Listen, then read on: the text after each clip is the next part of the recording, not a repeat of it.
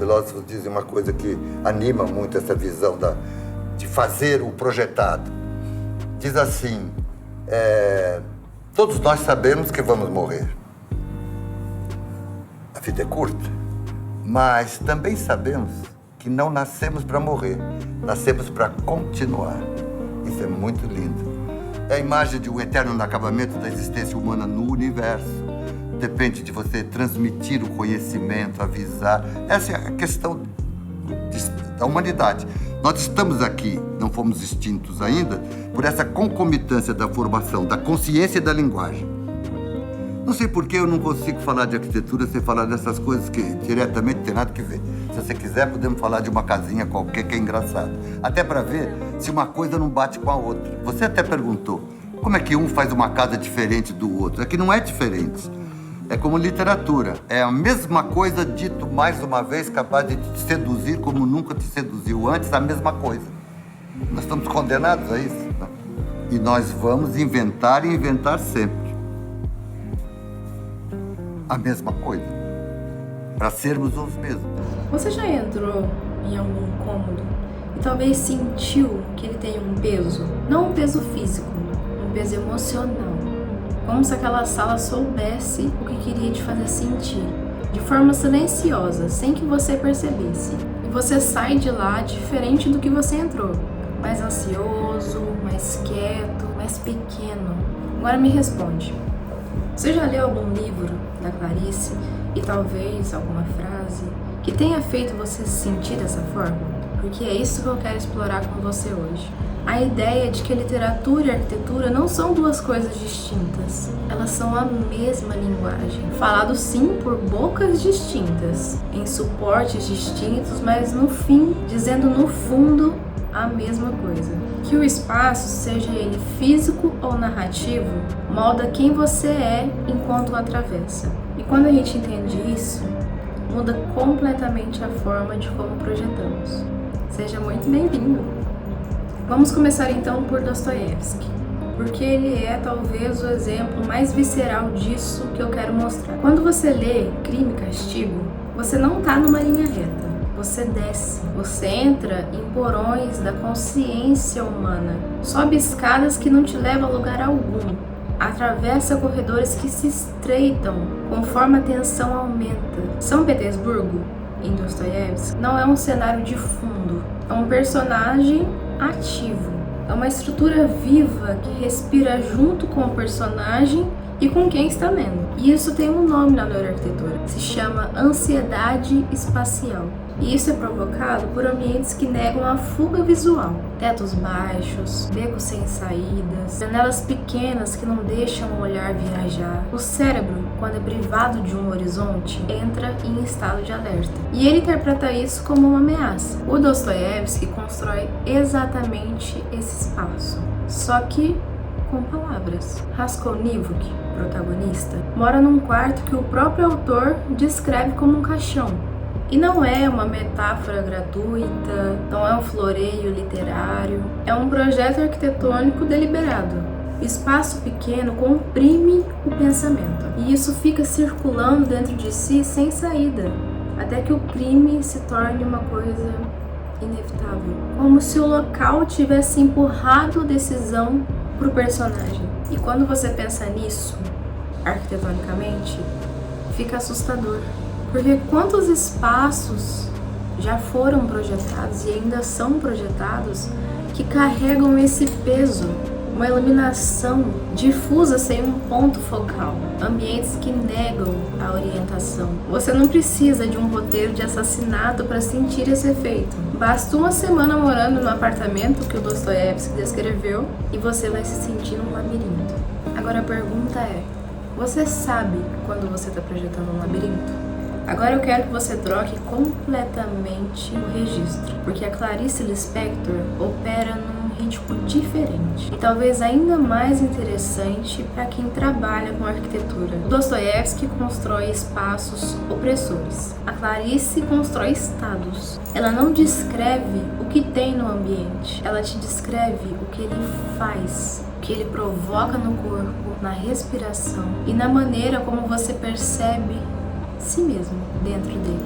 Um exemplo mais perfeito disso está no livro dela, A Paixão Segundo GH, onde a protagonista entra no quarto de uma empregada, que é um cômodo pequeno, branco, ordeiro, sem elemento extraordinário, e ela tem uma crise existencial durante o livro todo.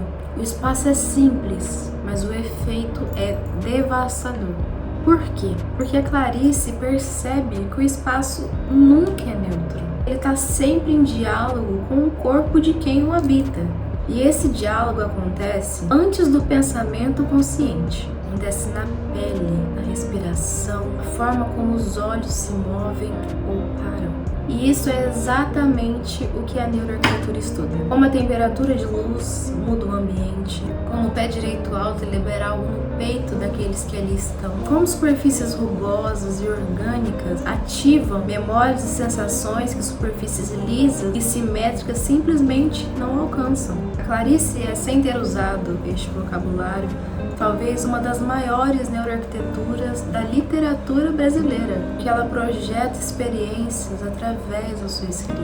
O que aprendemos com isso é algo que deveria estar em todo briefing de projeto, que um espaço bonito não é aquele numa boa renderização, é aquele que você consegue sentir antes de construir, que você consegue habitar com o corpo, não só com os olhos. Se você projeta e não sabe o que esse ambiente vai fazer para quem entra, você não terminou de projetar.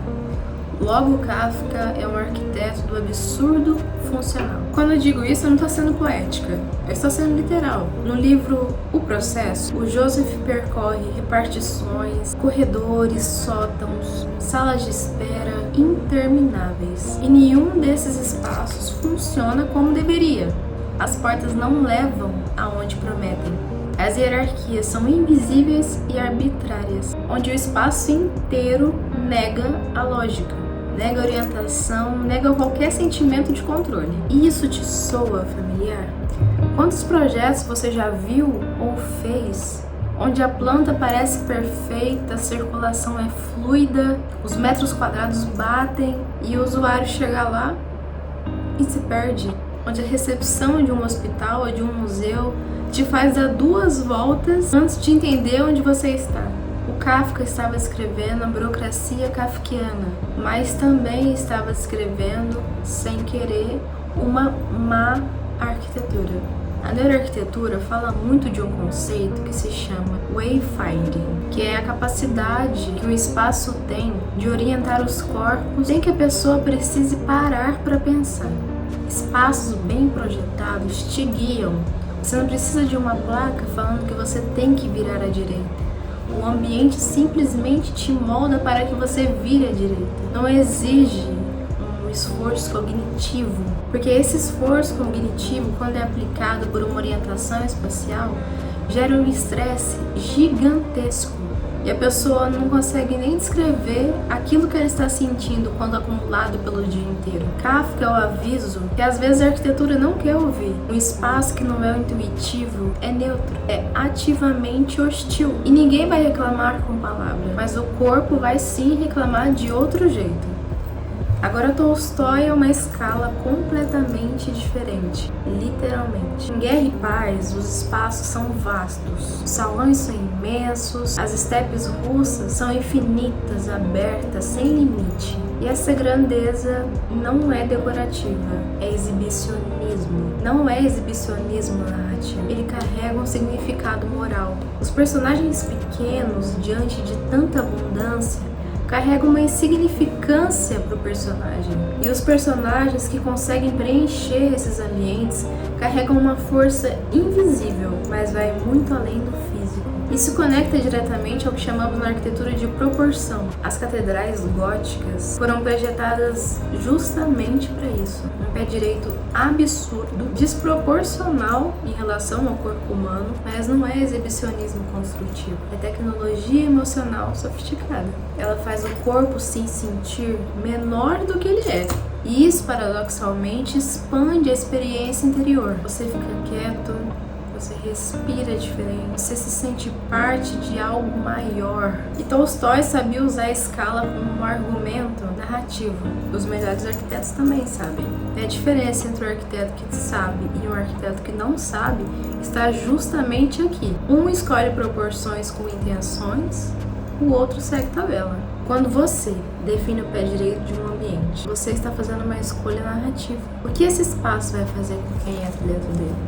Mas esses 4 escritores não esgotam o assunto, nem de longe. Proust é um arquiteto de memória involuntária. No livro Em Busca de um Tempo Perdido, é muito trabalhado sentidos. Cada superfície carrega uma memória, cultural e sensorial, que o usuário traz consigo sem perceber.